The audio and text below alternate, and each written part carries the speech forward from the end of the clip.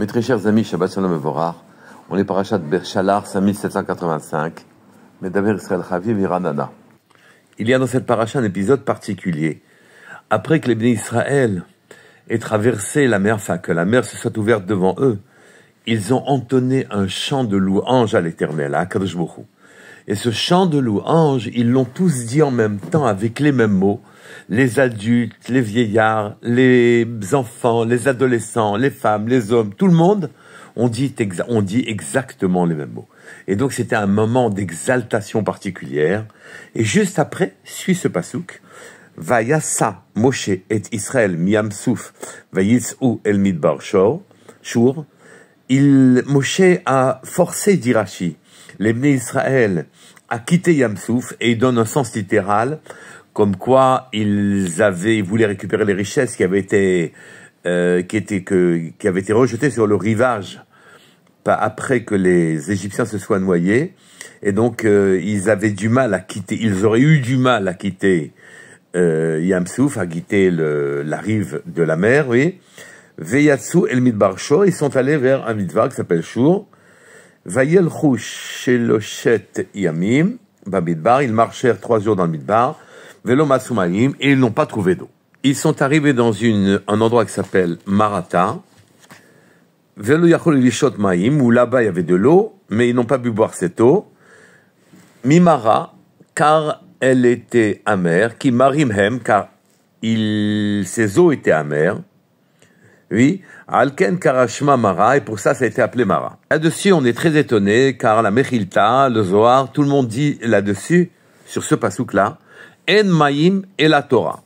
Quand on parle d'eau dans la Torah, c'est de l'enseignement de la Torah qu'Akadosh Baruch Hu nous a légué. Plusieurs questions se posent. La Torah n'a pas été donnée.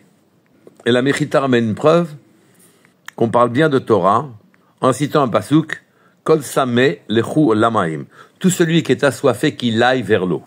C'est vrai que l'assoiffé va vers l'eau, mais c'est pas une preuve que de l'eau dont on parle, c'est la Torah. Mais le Zohar s'explique facilement. Après, effectivement, avoir cité l'exaltation qu'ils ont eue quand ils ont traversé la mer, il dit qu'ils ne se sont pas attardés au bord de la mer, sur le rivage, parce qu'ils voulaient récupérer les richesses des Égyptiens. C'est qu'en vérité, ils étaient tellement exaltés, tellement profondément impressionnés, car chacun avait vu le Créateur en face de ses yeux, les grands, les petits, les bébés, les femmes, les enfants, les servantes, tout le monde, qu'ils ne voulaient plus quitter cet endroit. Ils étaient assoiffés de ce qu'ils avaient ressenti, l'émotion qu'ils avaient ressentie, ils voulaient la retrouver. Et donc Moshe Rabbeinu avait énormément de mal à les faire quitter le rivage. Jusqu'au moment où il leur a dit, vous savez quoi? Vous allez aller vers Midbar Shur. Midbar Shur, Shur, ça veut dire, là, vous allez voir de nouveau Akadosh Baruch Hu. Vous n'allez pas le voir comme vous l'avez vu, vous avez été baigné par la présence divine. Dans la présence divine. Là, simplement, vous allez le voir par intermittence, mais vous n'allez pas perdre cette image. Et à ce moment-là, il les a entraînés vers Midbar Shur. Le Chidush Harim donne quelques définitions. Les Bnei Israël, dans le désert, quand il les a sortis d'Égypte, quand Hachem les a sortis d'Égypte, il les a placés dans un endroit qu'on appellera Otsar Matnat Chinam. C'est une place, un endroit élevé dans lequel finalement Akadosh Baruch Hu décide de donner ce qu'il veut, à qui il veut, sans aucun rapport avec un quelconque mérite. La Gemara Moed Katan Daf Koach Chafret, cite, que je cite maintenant, elle dit Bnei Chaye Umzone Lo Besruta Talia et la Bemazala. Le nombre d'enfants que l'on a, la parnassa que l'on a, la durée de vie que l'on a, ne dépend pas des mérites de la personne, et là, du mazal. C'est au-dessus d'elle, en quelque sorte. Mazal étant ce qu'Akadosh Baruch Hu a décidé pour cette personne.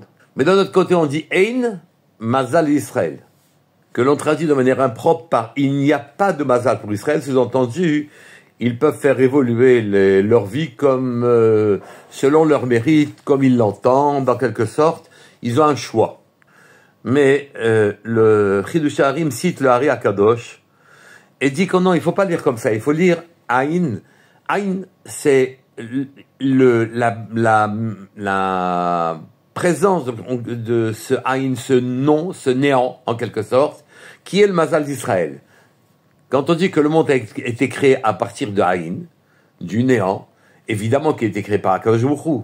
Donc finalement, le nom d'Akadosh Baruch Hu, c'est Aïn, Aleph, Yud Nun, qui veut dire néant. Pourquoi il est appelé néant? C'est qu'il est néant à nos yeux.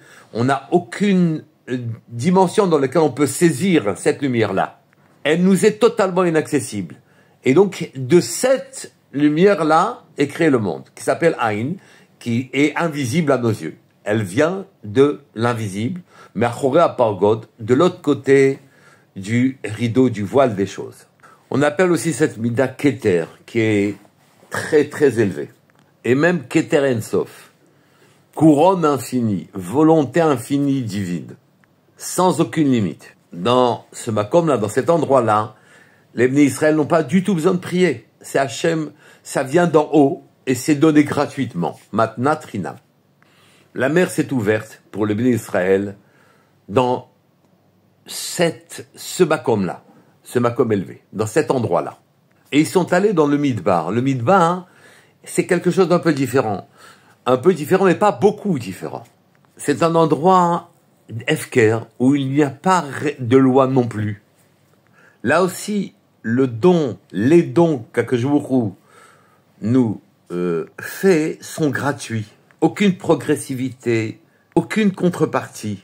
C'est par cet endroit qu'Akadosh Baruch Hu a voulu faire passer les Bnei Israël dès qu'ils sont sortis d'Égypte. Comme c'est écrit, Vayasev Elokim et Ha'am derech hamidbar Yam Souf. Et ils ne passèrent pas par derech Eretz Pilishtim. Derech Eretz, ils sont pas passés par les lois naturelles des choses. C'est cet endroit-là où les lois naturelles sont suspendues. Maintenant, on peut comprendre. Moshe Rabbeinu leur a dit en quelque sorte, vous pouvez abandonner l'émotion, l'enthousiasme, l'exaltation que vous aviez à la mer. Je vais vous faire rentrer dans Midbar Shur. Midbar, vous savez ce que ça veut dire maintenant.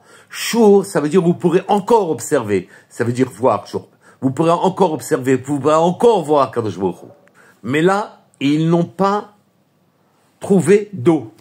Du même coup, la Mechilta est parfaitement justifiée quand elle dit Ein Maïm et la Torah.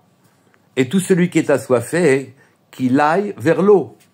Ils étaient assoiffés de cette vision divine qu'ils avaient dans le cœur et devant les yeux. Oui, ils ne voulaient pas la quitter. Ils ont redemandé à Moshe Rabbeinu de encore ressentir cette émotion-là. Et il les a amenés dans Midbar Shur, l'endroit où ils verraient encore, ils auraient le sentiment de la présence divine. Mais ils étaient amers, car ils n'avaient pas le niveau ils n'avaient plus le niveau qu'ils avaient quand ils ont vu la mer s'ouvrir et qu'ils ont vu le Créateur en face d'eux. Et donc cette vision intermittente, moins appuyée du Créateur qu'ils avaient dans le Midbar, en comparaison avec la vision qu'ils avaient au bord de la mer, à la mer quand elle s'est ouverte, et donc cette nouvelle situation leur a paru amère. Ou plus exactement, ils étaient amers de cette situation et donc ils n'acceptaient pas complètement les choses. Ils se sont plaints à Moshe en disant « Ma nishte, qu'est-ce qu'on va boire? C'est quoi maintenant? Comment on va étancher notre soif de divinité ?» Moshe a prié Hachem et Hachem lui a montré un bois d'olivier. Etz Chaim le Machazikimba. Un bois de vie pour celui qui s'en saisit. Et ils ont compris qu'en vérité la Torah était un substitut profond où Akadosh Baruch Hu cachait encore ses lumières. Il se cache dans la Torah. Etz Chaim, un arbre de vie. Et ça leur a paru doux et ils ont pu boire. Et là, ils ont reçu des mitzvot. Ils ont reçu Chok ou Mishpat. Ils ont reçu Shabbat. Ils ont reçu la vache rousse. Ils ont reçu des dinim. Et ils ont vu que dans les lois qu'Akadosh Baruch Hu leur transmettait, il y avait la lumière qui leur manquait. Évidemment que ce qui se passe au niveau céleste se passe au niveau matériel.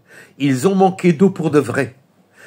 Oui. Et donc leur eau, quand ils l'ont trouvée amara, leur a paru amère, car eux-mêmes étaient amers. Ils n'étaient pas dans les bonnes dispositions ayant quitté Yam Souf. Moshe Rabbeinu a sur terre jeté un bois d'olivier qui lui-même aussi était amer, et les eaux se sont adoucies sur terre aussi. Shabbat Shalom Evorach, Kol Tov. Que l'on prenne pleinement conscience qu'Akadosh Baruch Hu se cache pour nous dans la Torah et que son limoud, son étude ardente, nous permet de le retrouver. Shabbat Shalom.